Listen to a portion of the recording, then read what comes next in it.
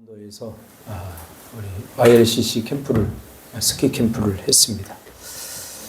어제 늦게 이렇게 도착했습니다. 또 비행기가 연착되고 해서 좀 늦게 왔어요. 오늘 이 말씀 중심에서 두려움 같이 해볼까요? 시작. 두려움. 느낌이 안 와요. 두려움. 시작. 두려움. 그렇지, 이렇게. 언어라는 것은 단어 나열을 읽는 게 언어가 아니라 거기에 자기 기분과 감정까지 다 넣어야 그게 언어가 되는 거죠. 오늘 설교는 아주 짧게 하려고 합니다. 오늘 YLCC 보고 예배를 드려야 되는데 우리 김명균 선생님이 스키를 타랴, 아이들 간수하랴, 그 강원도 추위와 싸우랴, 감기가 심하게 걸려서 오늘 예배를 빨리 드려야 될 것 같아요. 왜냐하면 예배를 빨리 안 끝내면 뒤에서 욕할 것 같아요, 저를. 그래서 오늘 될 수 있으면 설교 내용을 짧게 하고 대신에 여러분이 잘 들었으면 좋겠어요. 오늘 설교의 주제는 두려움에 대한 내용입니다. 두려움이라고 하는 것은 미래에 일어날 일들에 대해서 내가 대처할 능력이 없다고 생각할 때 내 마음에 드는 감정입니다. 두려움 감정. 미래에 어떤 일이 일어나는데 그러나 그것을 내가 감당할 수 없을 것 같아. 그럴 때 마음속에 두려움의 감정이 발생하는 거죠. 그런데 이 두려움이라고 하는 감정은 감정이에요. 감정. 우리의 삶을 행복하지 못하게 하고 또 만족과 성취감을 방해하고 우리의 삶의 질을 낮춥니다. 그리고 때로는 삶을 허무하게 하는 것이 바로 두려움입니다. 이 두려움. 이 두려움의 반대말은 용기죠. 용기. 성경은 두려워하지 말라라고 강하게 권면합니다. 여러분 성경이 한다면 그렇겠지라고 생각하면 안 되고 그 부분에 대해서 우리가 묵상을 해볼 필요가 있어요. 성경에서는 왜 이렇게 두려워하지 말라는 말을 자주 하지?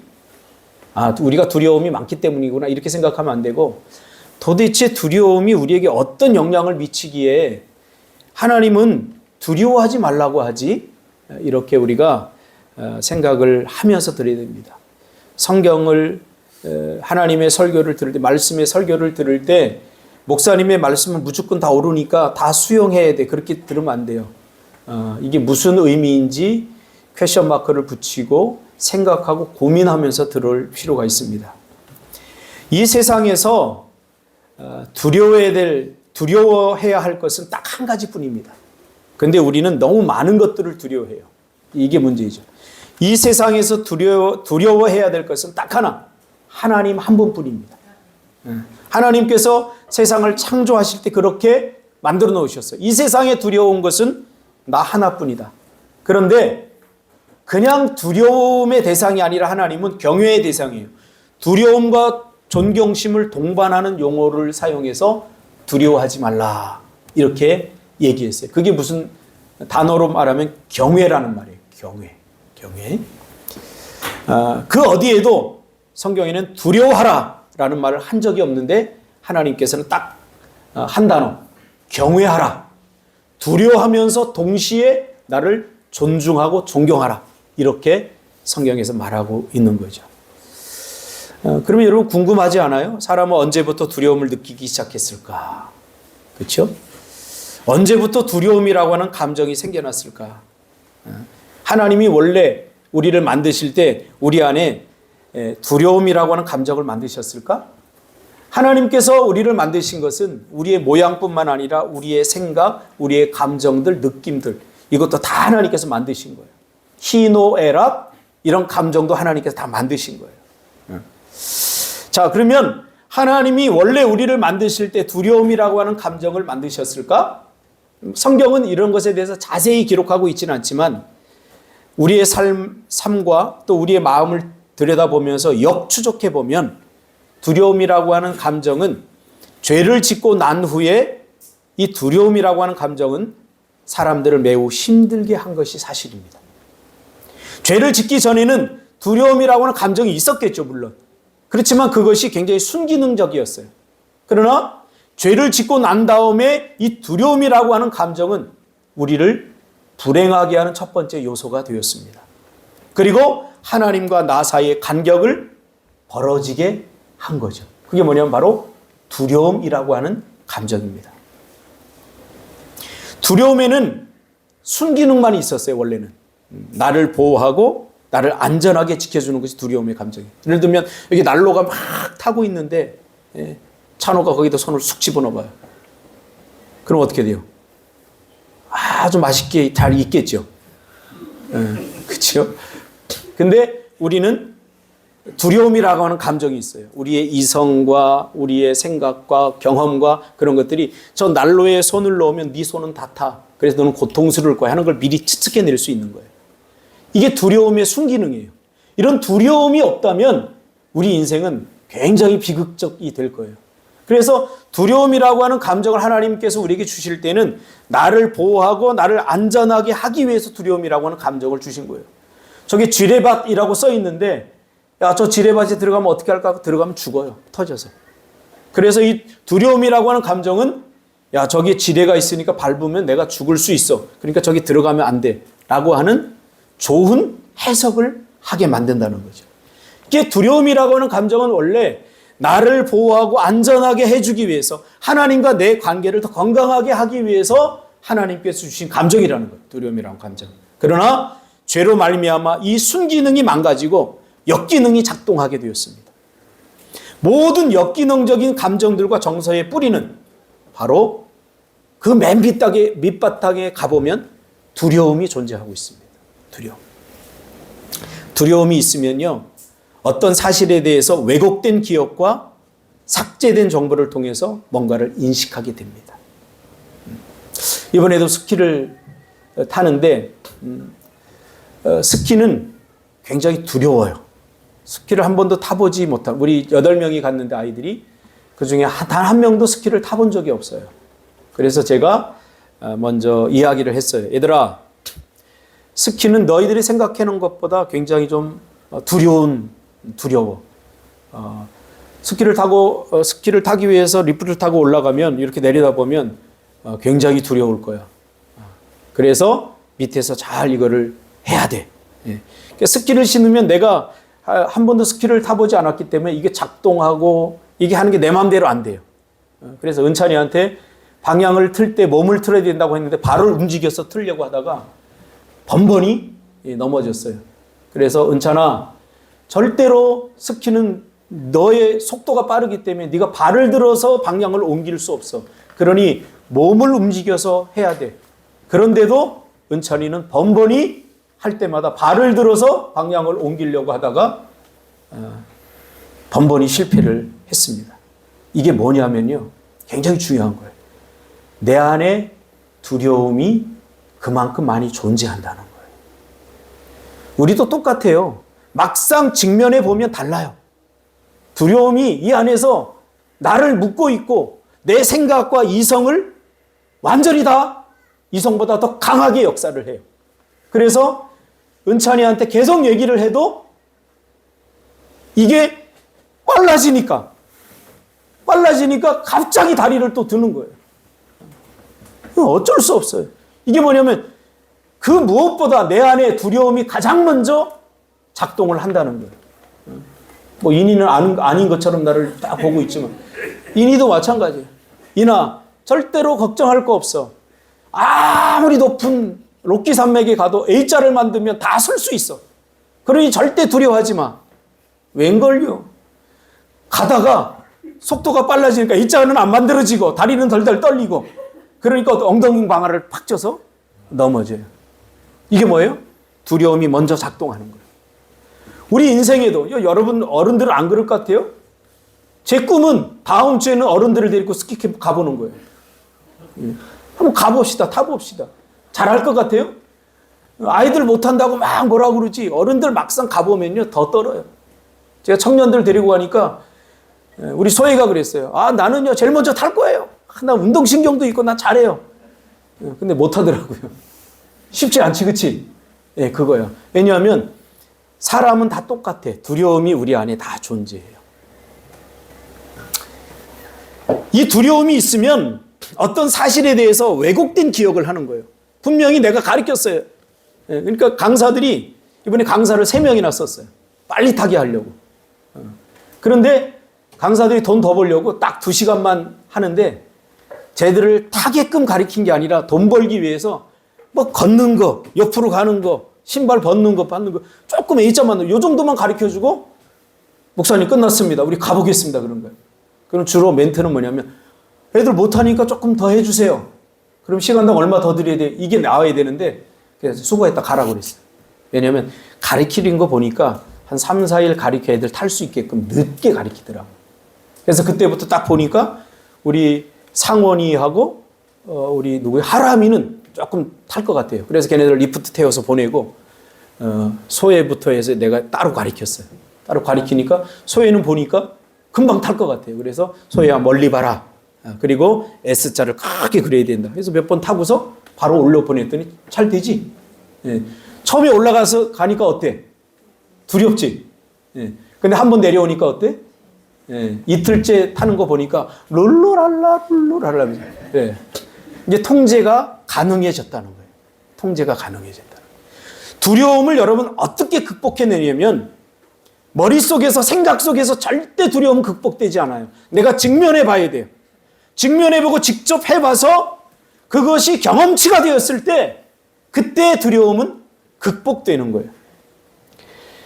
두려움이 있으면 내가 아무리 옳은 말을 하고 좋은 이야기를 하고 맞는 이야기를 해도 두려움이 먼저 작동해서 왜곡된 기억과 삭제된 정보를 통해서 잘못 인식을 하게 됩니다.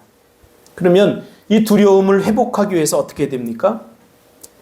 두려움을 회복하기 위해서 세상 사람들은 잘 몰라요. 그러나 두려움을 회복하기 위해서 가장 중요한 게 뭐냐면 하나님을 신뢰해야 됩니다. 왜? 두려움이라는 감정을 만드신 분이 하나님이기 때문에 하나님을 신뢰하는 데서 두려움을 극복할 수 있는 힘이 생기는 거예요. 왜냐하면 하나님은 우리가 이 땅에 존재하는 뿌리거든요. 뿌리. 하나님을 신뢰해야 두려움을 극복할 수 있어요. 아이들이 부모를 신뢰하기 때문에 두려움 속에서도 잘 살아낼 수 있듯이 우리가 인생을 살아갈 때 가장 중요한 것은 뭐냐면 하나님이 나를 지키시고 보호하시고 인도한다는 사실에 대한 신뢰. 이게 있어야 돼요. 이게 있어야 모든 두려움을 극복하고 이겨나갈 수 있어요. 이니를 딱 태워서 내가 이제 A자를 만들어 하고 내가 뒤에서 잡아줬어요. 옷을 잡고. 이나, 너는 어떤 순간에도 넘어지지 않아. 왜냐하면 네가 넘어지려고 하고 A자 안 만들면 내가 뒤에서 옷을 꼭 잡을 테니까 넘어지지 않아. 그랬어요. 그랬는데 저 새끼는 나를 잘 신뢰하지 않아요. 그래서 가다가 속도가 좀 빨라지니까 이 새끼가 바로 주저앉아요. 이게 우리예요. 우리가 하나님을 신뢰한다고요? 천만의 말씀이에요. 하나님이 우리에게 야 형사봐 A자 만들어 내가 뒤에서 붙들어 줄게. 그래도 우리는 하나님을 신뢰 안 해요. 그래서 스스로 주저앉아요. 그렇게 여러분들이 넘어지고 쓰러지는 그 저변에는 하나님을 신뢰하지 못함으로 인한 그래서 발생하는 두려움을 여러분 극복하지 못하기 때문에 대한장로 내가 너 인생을 지킬 거야. 내가 보호해 줄 거야. 인도해 줄 거야. 내가 너를 뒤에서 지금 붙들고 있어. 하지만 여전히 A자가 만들어지지 않아서 두려워 주저앉을 때가 한두 번이 아니지 않습니까? 두려움의 역기능은 하나님을 신뢰하지 못할 때 강하게 작동이 됩니다. 죄는 하나님을 의심하고 불신하게 만들어요. 이렇게 하나님을 의심하고 불신하게 되면 내 영과 마음이 두려움에 완전히 노출되는 거예요. 두려우면 하나님이 원하시는 반대의 일을 하게 됩니다. 반대로 작동하게 돼요. 이 두려움은 내 마음을 얼어붙게 하고 생각을 부정적인 감옥에 가두어 버려서 아무것도 못하게 꽁꽁 묶어버립니다. 우리 은찬이를 봤어요. 다 이제 리프트를 타고 다 올라갔는데 은찬이하고 그 다음에 인이하고 수연이만 못 올라갔어요. 그러니까 얘네들은 못하고 능력이 없는 게 아니라 아직 두려움을 극복하지 못한 아이들이에요. 그래서 딱 보니까 수연이가 그래도 잘 탈 것 같아요. 그래서 수연이를 집중적으로 해서 올려보냈더니 나중에는 아쉬워요. 우리 스키 더 타면 안 돼요. 그래요. 두려워서 막 벌벌 떨던 아이가 은찬이를 딱 잡고 몸을 만져봤더니 몸이 막 떨어요. 이렇게 떨어요. 몸. 두려움이죠. 내가 보니까 은찬이가 자세가 제일 좋아요. 8명 탄 애들 중에서 자세가 제일 좋아요. 할렐루야 오성은 제일 좋아요. 그러니까 은찬이를 내가 보면 이것저것 시켜보면 쟤는 굉장히 감도 좋고 탁월해요. 쟤는 뭐든지 시키면 뭐든지 할 수 있는 애예요. 근데 뭐든지 못해요. 왜 그런 줄 아세요? 두려움이 많아요. 두려움이 많더라고요. 금요일 날 힘들어 죽겠는데 아침 7시에 일어나서 축구하자고 그래요. 나가봤더니 깜깜한 거야. 그래서 또 안 하면 안 되니까 야, 좀 밝으면 하자. 그래서 이제 축구하러 갔는데 은담이 축구 배웠잖아요. 근데 감은 은찬이가 훨씬 좋아요. 그래서 은찬이가 2골 넣었어요. 할렐루야. 그래서 축구공을 선물로 줬지? 근데 감사하단 말 했어 안 했어? 해야지. 니네 아버지 누구야? 왜 그런 것도 안 가르쳐? 막 이래? 두려움. 저는 이제 은찬이의 목표가 그거예요. 우리 은찬이 안에 있는 두려움. 저는 굉장히 탁월한 애예요. 근데 그 두려움이 탁월함을 드러내지 못하고 꽁꽁 묶어버리는 거예요. 이렇게 덜덜 떠는 거예요. 그래서 제가 뒤에서 은찬이 떠는 몸을 팍 잡았어요. 은찬아, 절대 너는 안 넘어질 거야. 내가 잡아줄 거야. 그리고 앞에서 뒤에서 하니까 나중에 은찬이가 촉촉 내려가는데 아주 자세 좋게 내려가더라고요. 근데 은찬이가 이제 리프트를 나중에 타고 초급버스를 타고 고급 코스를 보면서 명교 선생님한테 그랬대요. 저기는 언제 타요? 그랬더래요. 두려움은 이렇게 극복하는 거예요. 두려움은 기도 열심히 하면 하나님께 두려운 마음을 제거해서 극복하지 않아요. 절대로. 여전히 기도해도 우리는 두려워요. 왜? 기도만 한다고 두려움을 극복하도록 하나님께서 만들지 않았기 때문에 그래요. 두려움은 직면해 봐야 돼요. 그래서 올 여름에는 어디를 데리고 갈 거냐면 쟤네들을 엄청난 두려움, 물의 공포를 이겨내게 수상스키 타러 갈 겁니다. 수상스키만 탑니까? 수상스키 상당히 힘들어요. 물속에 한번 탁 빠지면 쑥 들어가요, 물속으로. 그래서 이러다 죽겠다 싶을 정도에 쏙 올라와요. 물의 공포는 그렇게 이겨내는 거예요. 두려움을 극복하려면 두려움이라는 감정이 잘못되었다는 것을 도전을 통해서 배워야 되는데 하지 않으면 배울 수 없습니다. 찬미도 너도 온다고? 그래 다 받아줄게. 찬호는 너는 여기 제가 초창기 우리 리더스쿨 출신인데 크면은 우리 캠프 도와준다고 해놓고 쌩 깠어요. 안 와요. 그러면 돼 안 돼? 니네 아버지 누구시니? 니네 엄마 누구시니? 와서 도와줘야지. 이제 앞으로 니네들이 캠프를 전국에 있어. 이렇게 캠프를 해서 나중에 나도 헬퍼 할 거예요. 그런 애들이 많아요. 근데 한 새끼도 지금 안 도와줘요. 여전히 내가 지금 고군부터 하고 있어요. 도전하면서 두려움을 이겨내야 됩니다. 내가 생각하는 것이 내 메타 커뮤니케이션, 내가 예측하고 내가 생각했던 것이 잘못됐구나 하는 것을 경험하지 않으면, 직접 직면하지 않으면 절대 극복할 수 없습니다. 내가 지나치게 수동적이었구나. 내 생각이 잘못되었구나. 내 생각이 왜곡된 정보를 받아들였구나. 그것을 깨려면 어떻게 됩니까? 해봐야 돼요. 믿음은 어떻게 정의할 수 있냐면 믿음은 해내려고 하는 마음입니다. 믿음으로 믿음에 이르게 한다 그 말이에요. 이 말이. 해내려고 해야 해낼 수 있는 거예요. 아무것도 도전하지 않으면서 기도만 하고 있으면 아무 일도 일어나지 않아요. 기도한 것을 시도해야 돼요. 그러나 상처가 생기면 두려움이 커져요. 두려움이 예민해져요. 그래서 상처를 극복해내려면 해석이 중요합니다. 많은 사람들이 내 안에 어떤 두려움이 있는지 잘 모릅니다. 이번에도 우리가 가서 프로그램 중에 나는 누구인가? 나의 장점은 무엇이고 나의 단점은 무엇인가? 나는 무엇을 좋아하는 사람이고 무엇을 싫어하는 사람인가. 이렇게 그걸 써서 함께 공유하고 나누고 또 대화하는 시간을 가졌어요. 어떤 친구들은 난감해요. 나는 누군지, 내 장점이 무엇인지 잘 몰라요. 그래서 한참 동안 쓰지 못하는 친구도 있고, 어떤 친구는 그냥 한 30초 만에 다 쓰는 친구도 있어요.